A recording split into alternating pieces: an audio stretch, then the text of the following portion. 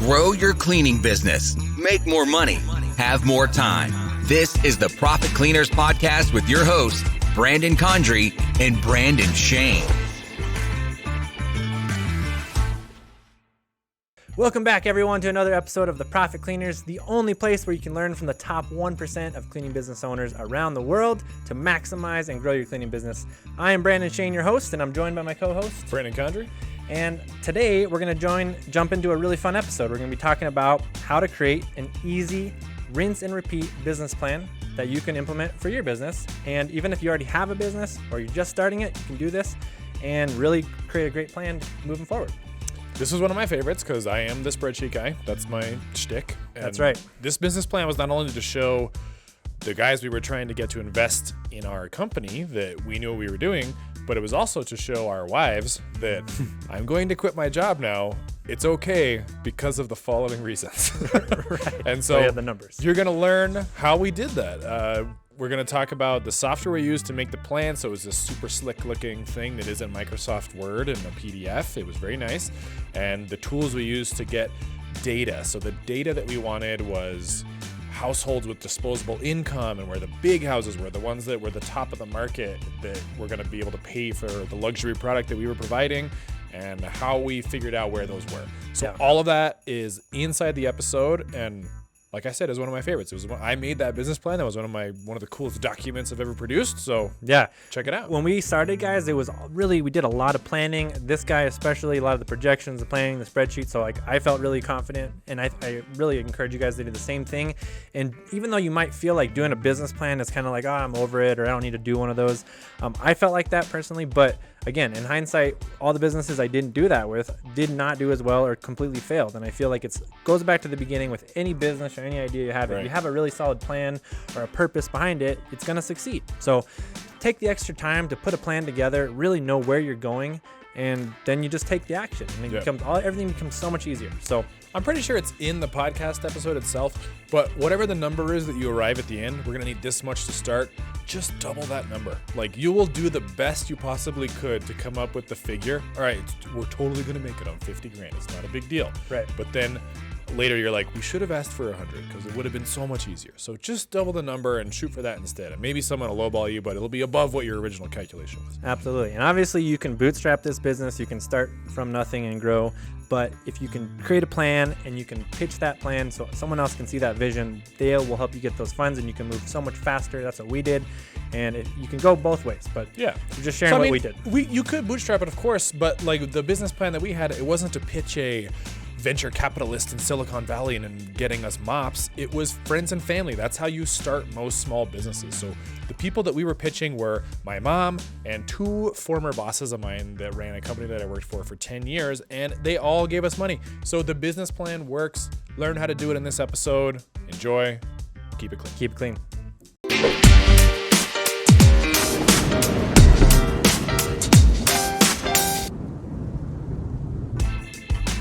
Hey everybody, welcome ladies and gentlemen to the Profit Cleaners Podcast.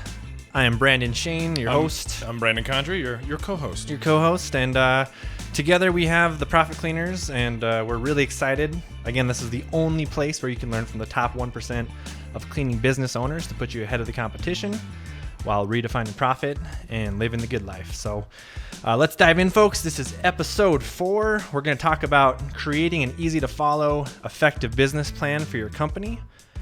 And well, without further ado, let's dive in. Let's do it. So in this episode, we're going to talk about kind of going back to the very beginning. When we first started, we created a business plan. We also did a lot of other things like in the beginning just to jump all in and get going. But I think this is a really critical piece of getting that plan going and having that vision and that clear goal to achieve. So so I'm really excited we did it. If there's a few other businesses I had in the past that I just totally didn't do it for, and I can say I think that's a really big reason why they didn't succeed. Right. Didn't have a good plan. So even if you think this is, fluff or nonsense to create a business plan, we're living proof you should do it. Yeah. You know, so there's we revealed holes in our plan by actually going through the process. So we're going to show you how to do that. yeah, absolutely. So one quick thing, guys, stay tuned till the end of this episode because we got some really cool stuff for you we're going to be giving away. So one of them is going to be in our toolkit. We're actually going to be giving you our business plan in the toolkit. So that's going to save you a lot of time. We're going to give you exactly what we had to start out with in the beginning and what we used. We're also going to be sharing another really cool resource that's basically a kind of an analytics tool that will help you find out where your ideal customers are. It's like a spatial analytics tool, right? Yeah, spatial analytics. That's my favorite buzzword that I learned today. I never actually knew what they called it, but the other term they use is location intelligence. Location intelligence of human behavior and demographics and other cool stuff. So that's really cool. You want to stay tuned to hear about that. And also we're going to tell you the software tool that we use to quickly and easily build out this plan in the beginning. And it's really cool. You just put in your info, answer the questions, it spits it out. It's a wizard, and it makes a super professional looking document at the end, and that's how we got funding basically. So we'll talk about that too. Yeah. So, and just a couple other house cleaning items we want to get out of the way since we are a house cleaning brand. We want you guys to, again, subscribe to the podcast if you haven't subscribed already.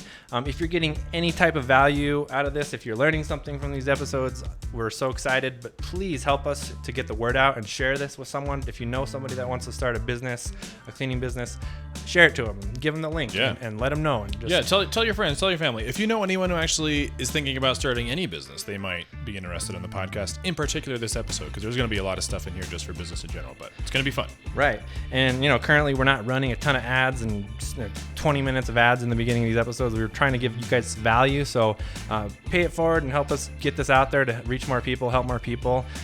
So we can all learn more and help each other more and do good stuff. So let's get going. So let's do it. So you're getting ready to start a company. You got to start somewhere. So the first thing we're going to tackle is, do you just bootstrap it?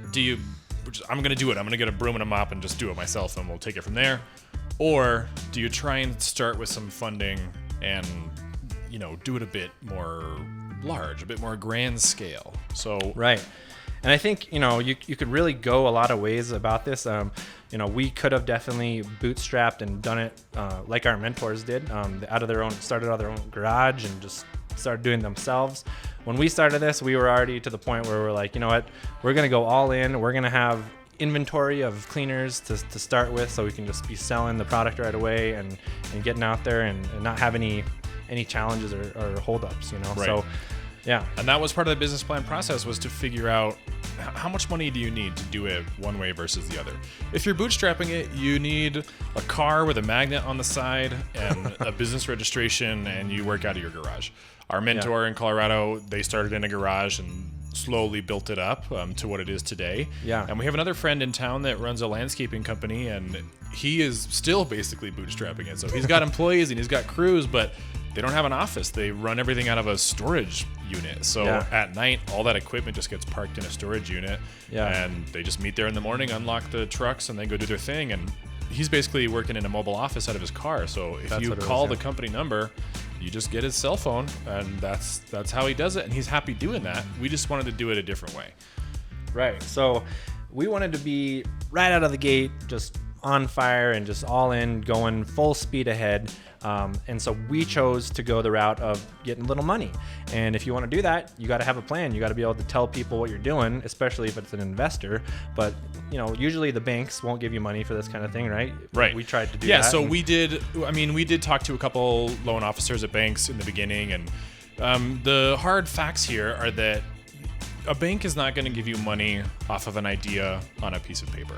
So a bank will lend you money via the SBA if you are trying to buy an existing business, because they can look at that business's history and say, this business has a 20% profit margin over the last 5 years and you're going to buy it for this much. Cool, we're in, because we are likely to get paid back because the business is already working.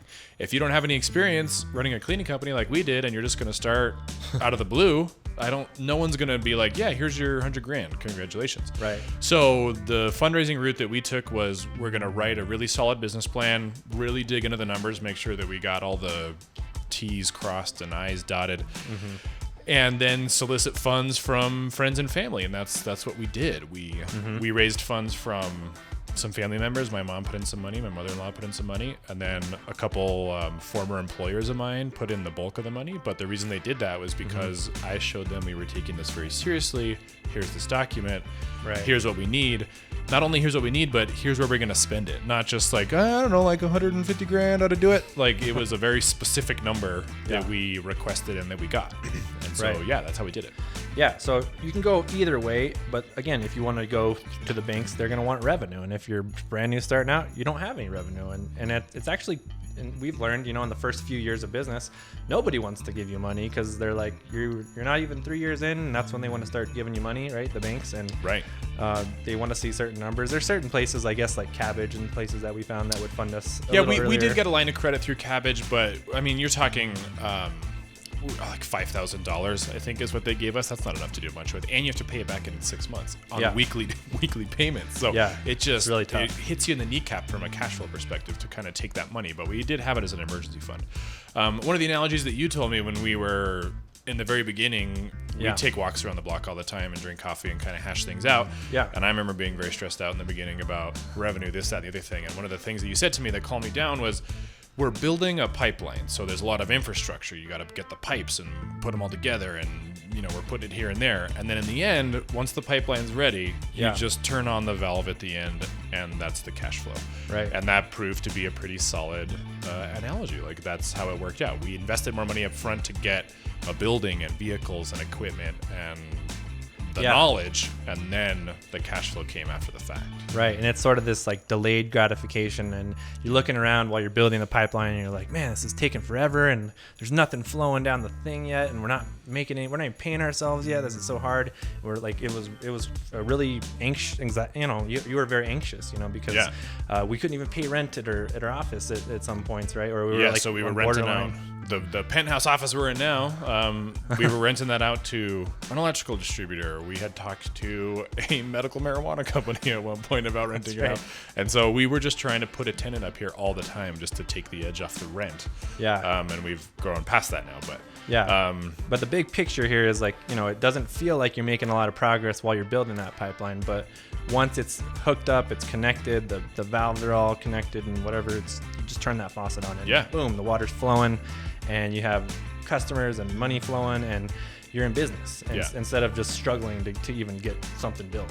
So that's what we're going to tell you today. We're going to tell you how the business plan is going to guide you towards that sort of setup to set you up for success on a bigger scale than if you just did it with a couple people out of a garage in the beginning. We had branding, we had marketing, we had professional logos, we had Google ads, we had all that from the get-go, and we'll go over all that in detail.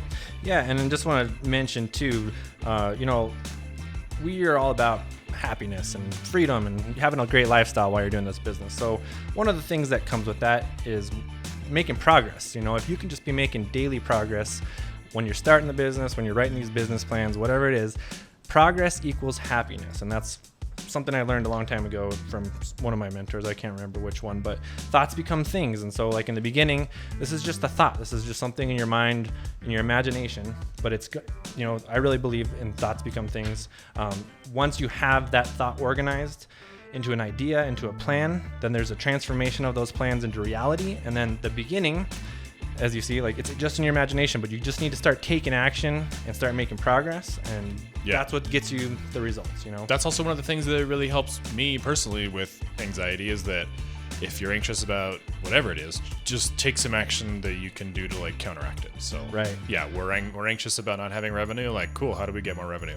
This is also one of the things they used to say to me all the time. You don't want to do whatever. We're going to hire a guy to make t-shirts. I remember you brought that up really early on, and I was like, we can't afford to do that.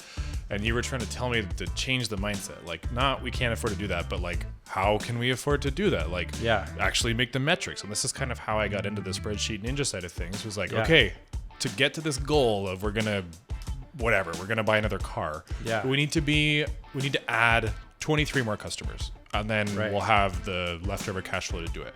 And so all that is taking action, and it just works towards the goal. Right. And it's just reframing that question instead of like, gosh, how are we going to do this? Or like, we'll never be able to have that money to make that happen. Which is what the question a lot of people tell themselves or ask. It's a false belief. But if you reframe it and you say, wait a second, how can we how can we do this and create more money? Or like you said, it's just opening the question so that you'll find the answer. You'll go dig in and find a way to make it happen. Yep, totally. So yeah, and I think really just it's so important to have this plan because it's going to give you that further, deeper purpose and reason why to execute, and it's going to give you that clarity. Clarity equals confidence. So when you get really clear on where you're going, you see it just like you're going on a road trip and you know, I'm going over here to this place. And it's like you can enjoy the ride a lot more because you know where your destination is. You're not freaking out the whole time and like, oh my God, when are we going to be there? And you know, it's a lot more clear, and it gives you that confidence to take that action and to make that progress. Yeah. So in the beginning, I don't think you ever expressed this to me. I learned this while reading the notes for this show, but you thought that doing the business plan was kind of a silly thing to do.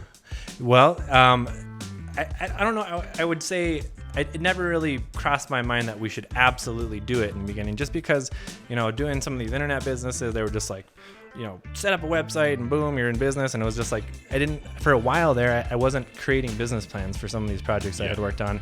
And looking back in hindsight, you know, it's 2020 and you can really see, well, maybe I didn't have a great plan and that's probably a good reason that business never made it. And, you know, so the other thing that's different between you and I is you went to school for business. You have a business degree, and you had to do a lot of business plans as part of that degree. And so the business plan is kind of like the 5-paragraph essay of business school. And I majored in biology. What I did do was I attended classes that were put on by a small business development center in Denver, and they drilled in. They're like, you got to do a business plan. These are the benefits. You're going to learn a lot of stuff about it, like SWOT analysis and things like that.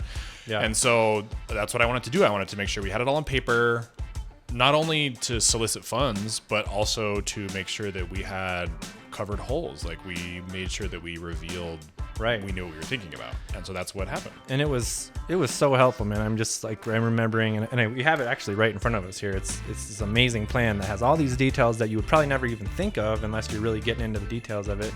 But you're right. It does reveal things that you'd never think of that if you didn't talk about it now when you're planning out the business, I mean, it could be a major disaster. Yeah, you get to the point where you hit this threshold or milestone and you're like, what do we do now?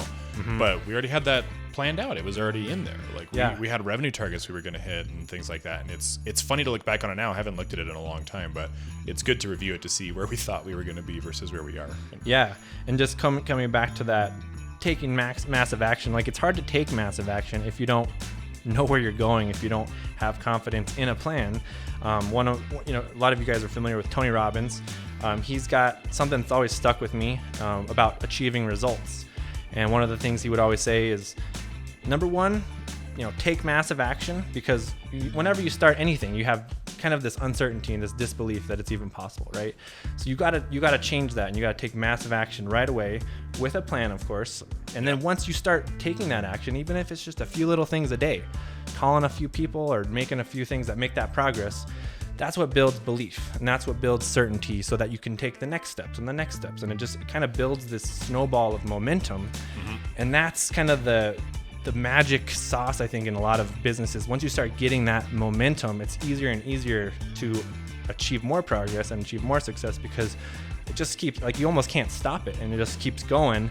And that momentum is what creates those back end results. And that's what we're living proof of now. And again, we started with a plan, we took action, it built that belief and certainty. Now we have results. Now the belief is even more, so we can take more action, and it just builds and builds. So it's like this positive acceleration into the future. So and then we got a nice quote that kind of goes to that. So all you need is the plan, the roadmap, and the courage to press on to your destination. That's from Earl Nightingale, and that's what we did. And so we're still on that plan. We're not at the destination. We're constantly evolving every day, but that business plan was kind of the first sort of building block. Yeah, and I think if you look through history, like almost all great leaders talk about planning and having a plan, and it's just a really big part of success. So you can actually have the courage. Like, where does that courage come from? It comes from having a plan and having confidence to execute that plan. So let's talk about how we actually did the plan. I had dozens of sample business plans that I had found online for various businesses, and I kind of read through it. And what stuck out to me most when reading the sample plans is that they were all the same Times New Roman Microsoft Word document with some black and white bar charts, and it was really frustrating. And I'm a perfectionist on formatting and things like that with spreadsheets and documents and stuff.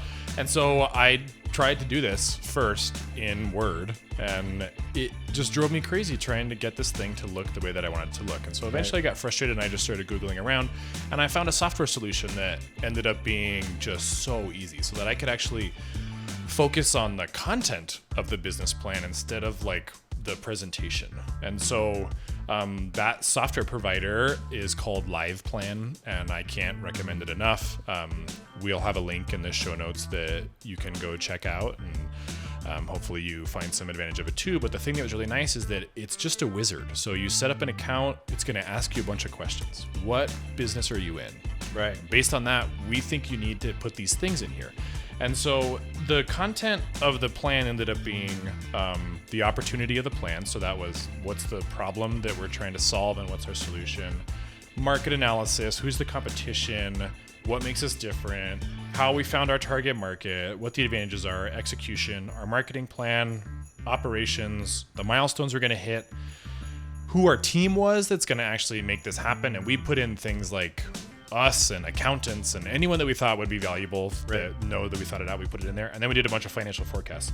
The forecasts in particular are pretty funny because you really don't know what you don't know. So like we're going to take a stab at, we want this target invoice. Like we were shooting for $175 per service as an average.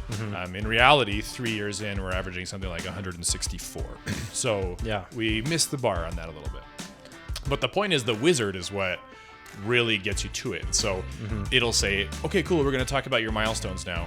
Here's a couple examples of what you should be doing as milestones. And then like, all right, you take a pause, write this out. Brandon, your wife was helping us out a lot on the copywriting to make sure that it sounded really well executed. And then you just kind of drop and paste that in, and then you can change fonts, and it was just great. Yeah, and it was kind of funny. Earlier today, you were showing me, we were looking through our business plan, and it's just funny to go back and revisit this plan that we had 3 years ago, and you were mentioning, man, we totally crushed the last couple years, but we were way off on the first year, right? And so we had predicted just full profitability from the beginning. We're just going to hit the ground with 20%, and we're going to be great. And that was not what happened. Like our first, 6 months was hard.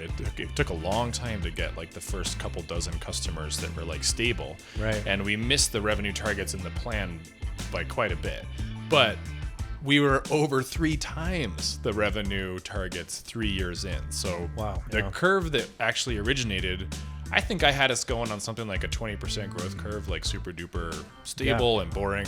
It ended up being more like an exponential thing. So in the beginning, it was slow to get going, but once it got going, it just moved. Let's tell people, like, because I don't exactly remember those numbers, but it's always like mind-boggling when you talk about like the first year, it was like I'm gonna actually hundreds of percentages. I'm gonna flip through our business plan and actually get these numbers for you for real.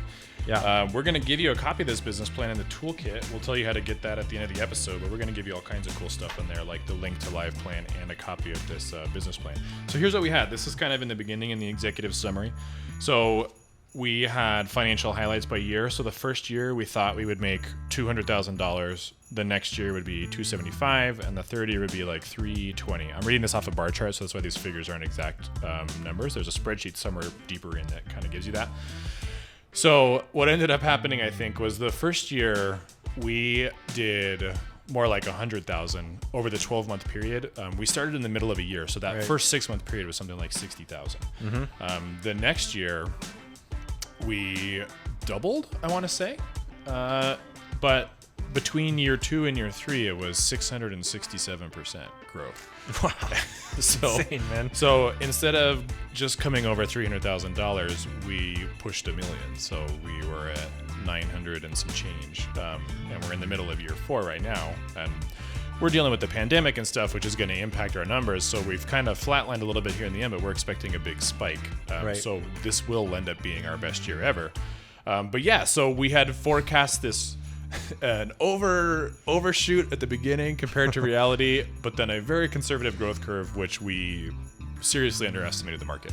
Yeah, and it was almost crazy. Like we were trying to keep up with the growth, and it's definitely like leveled out a little bit and been a little bit more easy to maintain now that we're not like exponentially flying through the roof on the growth. But I mean, that was really exciting, man. We were just hiring teams every 90 days and keeping on track with, and it was just Yeah, we blowing were up. on a really good average. So we were hiring 3 people every 90 days, a new team. And so, you're trying to get, the goal when we were growing as fast as we were was to never waitlist someone. What we wanted to tell people was, we've got a team training right now. They'll be ready in 2 weeks. And so we're trying to sell bi-weekly cleaning service. That's our primary product. So asking someone to wait 2 weeks is usually not big of a deal, especially if they're coming from a competitor. So like, just get one more clean with the one that you don't like, and we'll pick it up in 2 weeks. Right. And that's kind of how we accelerated that growth. Yeah.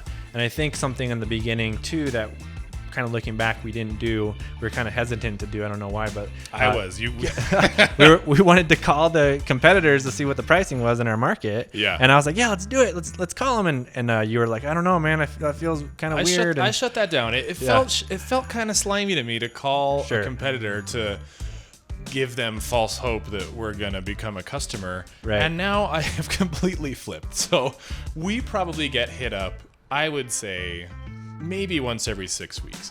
And I don't think this is so much like our true competition. Like, we have another cleaning company that does green cleaning in town that I would call like our real competition. I don't think they're calling us to peg for estimates, but I think what it is like housekeepers. So like, it's an individual housekeeper. They saw our car. Yeah, they saw the car. They got we got one call in particular that I remember where this lady called up and said, how much would you charge for a 3,500 square foot house in Corrales?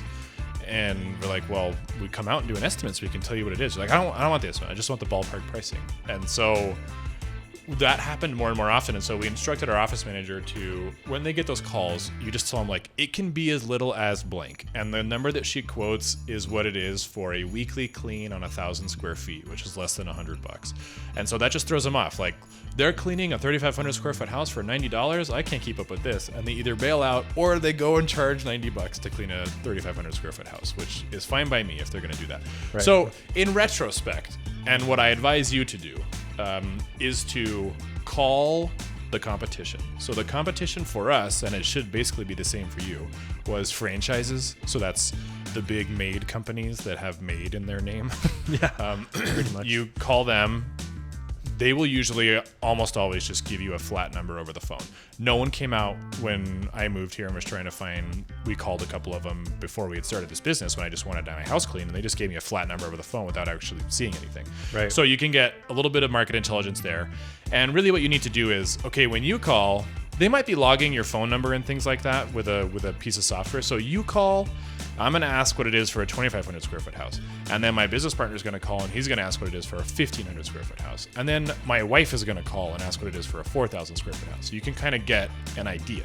Yeah. And I mean, you could even go as far as like, just have them come out. I mean, if you really wanted to get into it, you could just have them come out and do the estimate and like actually see how they do the estimate and actually do your due diligence on your competitors, like actual presentation. That's if you can find someone who's actually going to come out. That was one of the things that set us apart in the beginning, is that we did in-person estimates. And I don't think any of our competition outside of one of the big franchises actually did in-person estimates. And those were funny to me because they would do a handwritten carbon copy estimate. So they're not using software to drive stuff. We're using software. So like you do learn a little bit of things. And once we actually got started, you are shocked at how much potential customers are willing to share to you. I have got copies of copies of estimates from basically all the competition. So I've actually seen what their pitch is on paper. Right. But yeah, in retrospect, I would have called. So you call the big franchises, you call the local mom and pops, and then you call a couple house cleaners just to see what the pricing is. Yeah. And I wouldn't feel bad about it. This is just part of business. People are going to do market research on you all the time. Yeah. And right now we're converting something like 67% of estimates become customers, which is pretty good. That means 40% of the people that we give those numbers to freely are saying no. So by you getting these estimates and not becoming a customer, they're not going to look you up and, track you down later if you started a cleaning company. Right. It doesn't matter. So that is the one thing that I think we should have done more, because we shot for that 175 mark and we ended up starting way lower than that. In the beginning, our stuff was way lower. We had it priced lower. We would have had a better idea. We started raising prices as we got into it because people would tell us when we gave them the numbers like, wow, that's a really good deal. Yeah. And I don't want to bill our company as an affordable product. Right. It's a luxury product. It's something that is really, really nice to have.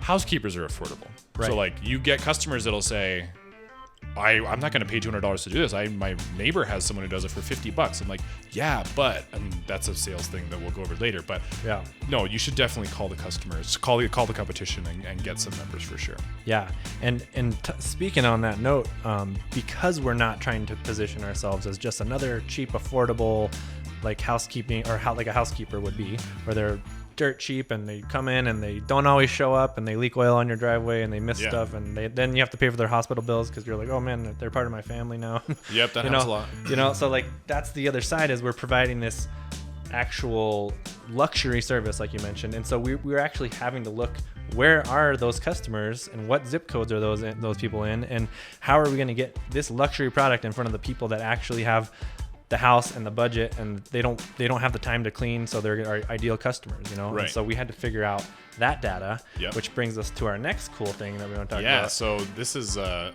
thing that we're going to give you in the toolkit as well. But we used a company, or I used it personally, which I don't recommend, but it's called Esri, E-S-R-I, and their big product is ArcGIS. And so GIS is a mapping software. And I remember hearing about GIS when I was in college. Like I had friends that were computer science people that had mentioned it before. And realistically, it's a mapping tool with a bunch of data behind it. But I got the free product, and I had to figure out how to do this myself by watching a bunch of YouTube videos, and you'll see it on the business plan because we're going to distribute that to you. But the graphics that came out of it were kind of fuzzy, and I didn't like the end result.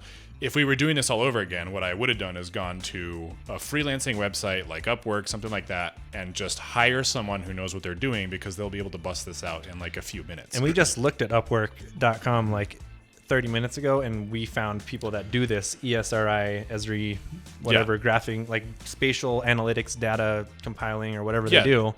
There's plenty of people that do this. Like there are people that have jobs in this. Yeah, it's like a full-time deal that they do, and we're going to tell you guys a lot about outsourcing and delegating stuff, but this is something we could have outsourced right away in the beginning, and it would have saved us a lot of time. It's probably not even that much money to, if we would have paid someone a couple hours to scrape the data. So here's what we got. So like, pay someone for sure to do it. Absolutely. It's definitely worth the investment. This took me days to figure out how to do it on my own, and someone could have done it very quickly. But here's what we were looking for. We were looking for the places in town that had disposable income, because it's a luxury product. We don't want someone who's making $30,000 a year and then trying to charge them $4,000 a year. That's a significant portion of their income. Mm-hmm. So what we had an idea, because we both live here, like we know where the nicer neighborhoods are, so we kind of knew that this was it. But you have this map of the whole city, this kind of heat map, and what we were mapping out was the population we had cordoned this off, like you can draw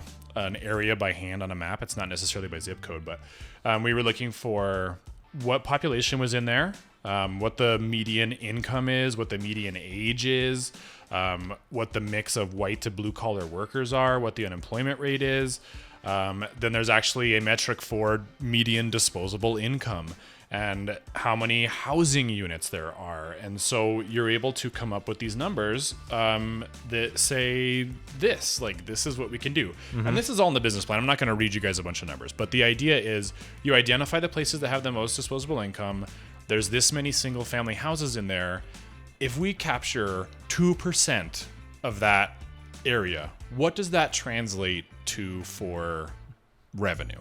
And 2% in our case was like, we would retire next Millions. week if we had gotten 2% in the beginning. You need a fraction of a percent to make this business viable, to really do it. And all that stuff is revealed within the numbers. And so, we kind of had the leg up because we live here and we knew what we were looking for. But if you hire someone, let's say you're expanding, like maybe you have a cleaning company and you're listening to this because you want to move to another state. You want to open in a new state. You don't know anything about that state. You hire someone to do this mapping for you, make this little heat map based off of these metrics. It'll show you that these are the zip codes. And then what that did for us was like, yes, we know we're going to try and get customers, but it really helped us with where are we going to concentrate the initial marketing. Yeah. And we did that with a bunch of door hangers personally. Which we'll probably never do again. Yeah, never again. Personally, with a bunch of family members, we all loaded up backpacks in the middle of the summer. It was super hot, and we bought a bunch of bottled water, and we walked and walked and walked and walked. We walked miles over a weekend, and we hung something like 3,000 door hangers. I want to say it was something like 3,000. Yeah. And we got business off of those door hangers, and we knew that those people would respond based on the marketing because we kind of knew their demographics. Right. And it wasn't like a ton of people off the door hangers. Other marketing seems to work much better, obviously. But it was that initial push. It was that initial, we're getting the brand out. People are seeing our stuff. We got a few people initially, a few people like 6 months later, because people would just stick these on their... stuck them on their fridge, and then it was time like, oh, my housekeeper retired or moved away. I better call these guys up. So yeah, we got people, I think, up to a year later. Even a year later. Yeah. So, I mean, that's the good news is like a long-term piece. And if you make it attractive, people will stick it on their fridge. And that's how we got started. And looking back now, it's kind of funny because those exact zip codes that we mapped out in Esri are really... When we look at our heat map now, that's where our customer base is. That's where they are, and that's where the bulk of our business is. So it really does, translate to that, and that's where the business is. And then once you get a foothold in those neighborhoods, then people see your car out front. Neighbors start calling because they see this car every 2 weeks, and so they know that if it's good enough for that neighbor, because I know them and they're really picky, then it must be good enough for me.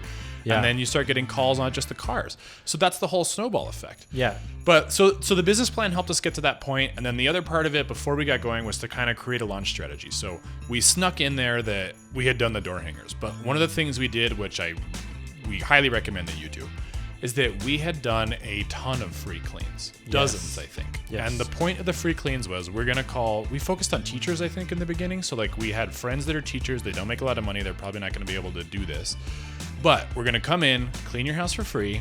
Let us use you as a guinea pig. It was kind of a training operation. We did really tough inspections on those first cleans. But the real beauty of it was we did your clean for free. You actually got to see what it's going to be now. Can you go leave us a review?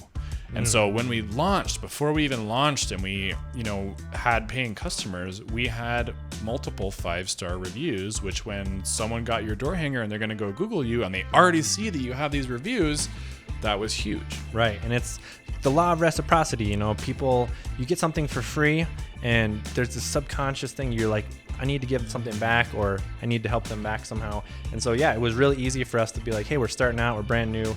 Just let us do this for free. I mean, who's going to say no to that when we come clean your house for free? And a lot of them, like you said, were friends, family, teachers, anyone that would be open to this and, that would, leave you a review, which would be great. They don't have to do that. Just getting your name out is awesome. But I used to do this all the time on Amazon. We would give away hundreds of products when we launch a new product, and those people would leave reviews. And this is the law of reciprocity. They get something for free. They want to give you something back. A review is a simple way to, there's no monetary amount being like, they don't have to pay you back or anything. It's just, I'll leave you a review. That's easy. Yeah. So we were pushing people to mainly reviews on Google, Nextdoor, where else? All the different sites, Yelp, Facebook. Yeah, I mean, just any social channel, anywhere you want to focus. Google's been our main source of revenue and leads and things like that. Google, we have the most reviews there. We focus on that for sure. I'd say second place is probably Facebook in terms of where we're getting traffic, and in a distant third is probably Yelp. Yeah. Distant third is probably Yelp and HomeAdvisor and Angie's List, like all tied up together. Yeah, but if you're just bootstrapping and just getting out there, I mean, door hangers work, and then doing the free cleans is a great way to get your foot in the door, and it's a great way to train your teams. It's a great way to fill their time while you're building up, selling more people to fill their time. Yeah. Because give them something to do and simultaneously be getting reviews, which are actually really hard to get. Like, you'll see companies that have been around for 20 years and they have like 10 reviews still. And it's like, they don't market that. They don't really push those reviews, but the reviews nowadays are... Or worse, the 10 reviews are 3 stars because they didn't reply to anything and try to recover stuff. Right. So you want to be constantly pushing those down with fresh new ones that are good. And we do that. We do review pushes 4 times a year, basically once a quarter, and we'll give bonuses for that and make sure we keep those things fresh. The other thing you don't want to see when you go Google a company is that They have 100 reviews, but the last one that was left was 18 months ago. Like, you need new stuff. You need a constant influx to make sure that it's jiving. Yeah, so you're just positioning yourself for success if you do that right out of the gate. And, we'll talk more about the car in a later episode and the other branding, other things you can do to market. But you just want to get your foot in the door, get out there, start taking action and getting more customers, so one way or another. The other thing we do as part of the launch strategies, we got the few free cleans up, but once we actually started taking paying customers, we had a bunch of different discount schemes that we were running. So there was like, I didn't want to do big discounts on the first clean because you don't want to get in a situation where you got a looky-loo who came out and used you one time and you lost money on the deal because you charged it so low. So what we ended up doing was you got 50% off the second clean. So the first one is an initial cost. It's a higher cost. So we made our money there. Hopefully we impress the customer, and then you get 50% off the next one, and then it goes to list price. Yeah. We also tried 3 months of 20% off, which I think was the one that went out in the door hanger, if I recall correctly. We did lots of things, but like you should have some kind of initial offering for the paid customers that don't know you, they're not family and friends. Yeah, and kind of what we're banking on is the fact that a lot of our bread and butter is in the recurring customers. So, if there's this thought of, well, if I discount anything up front, like you said, we'll lose money. However, you're getting your branding out there. People are seeing you out there. They're, even if they had one experience with you and it was good and they're just wanting a one-time clean, well, now you're in their mind, and if they think of cleaning again, or they tell someone, or someone asks them, who do you use for cleaning, they're very likely to share that experience, especially if it was a positive one. And so it's actually great to even in the beginning, even if you don't want to do one-time cleans all the time, it's good to start. That's where we started, because it drives more business. It was like half of our business in the beginning, right? Those one times, they're very variable. They sometimes take a lot more time and screw up all the systems and stuff, but again, it helps get your brand out there. Some of those people are going to come back to become recurring customers. So what happens a lot is you get a move out clean, and then they'll hire you for recurring service at the house they just moved into. So that happens from time to time too. Yeah. So I mean, my opinion on discounts has changed over time. So like, we're at the point now from a cash flow perspective where we are doing big discounts on first cleans now, just to show people what we can do, because we've got a little bit more confidence. We know what we're doing. In the beginning, we were getting complaints because we were still like trying to work out all the kinks and things like that. And so from a cash flow perspective, I was hesitant to do those initial discounts. But if you are able to, you'll get more people on like, they'll be more impressed if you're offering a big percentage discount on the first clean. Right. But you don't want it to be so crazy like a Groupon type customer where it's like 75% off or something crazy like that. Because you'll get people that are literally just like, yeah, you're my like slave for the day, so come in here and do all this stuff, and then I'm never calling you again. No, those are the worst customers, the tire kickers, the ones that pay the least and they demand the most, and you want to stay. You want to stay away from those, and that's why we say stay away from big discounts. But like, you still want to offer. You have to have a creative, attractive offer, something that they're going to be like, whoa, that's compelling, that sounds good. So again, the one we've been running with for a long time is 50% off your second clean, or 60% off, something around there. But yeah, that's been really effective for a long time. We didn't think it would be effective because it was like, people are like, no, you got to do it on the first time, but it worked. So you just got to try stuff, see what's attractive. What would you want? What would be attractive to you? And just try stuff and see what works. And then you get to a point, business level wise, customers and cash flow wise, that you can now really experiment and really find what works. In the beginning, you're kind of strapped for cash. Even if you did get the investment funds, you got to use it to actually execute. So we can't be just giving away the farm. But you'll get to a point where you can kind of work it in, and we'll have more advice on that at other venues. And the beautiful thing about this is, even though you might take a little hit, like a loss leader, someone coming in, you lose a little money on the front end, think of the big picture here. These customers are, what's our average customer, like $3,000 to $5,000 a year on average? So we're averaging like $3,500, I think. So that's per year, and like we're able to forecast that on a yearly basis. But what's hard to calculate is lifetime value for customers, because we're still relatively new in our fourth year. When you get to like our mentor in Colorado, been around for 16 years, they have customers that have been with them for 16 years. And so that one customer, the one time that you impressed them and then kept coming back, they're going to stick with you forever, because trust is hard to find. So when they know that you're a reputable company, you treat your people well, you treat your customers well, they'll be in it for the long haul. Yeah. And so that's kind of what the goal of those discounts are in the beginning, is to get people in the door, but you have to then deliver. You have to impress to get that lifetime value out of the customer. So you want to look at the big picture, because you're, taking a little bit of a hit, but look at that big number on the back end. And like you said, man, this could be years and years, and we still have customers from year one. We have a lot of customers. We have many customers that are from like our, I don't know, inaugural batch, like people that we got in the first 3 months that are still with us. Yeah, so that's the beauty. This is a subscription model business. At first, I didn't even realize kind of like it is that, but it really is. I mean, people, even though they're not like literally on a subscription, you can set it up like that. But like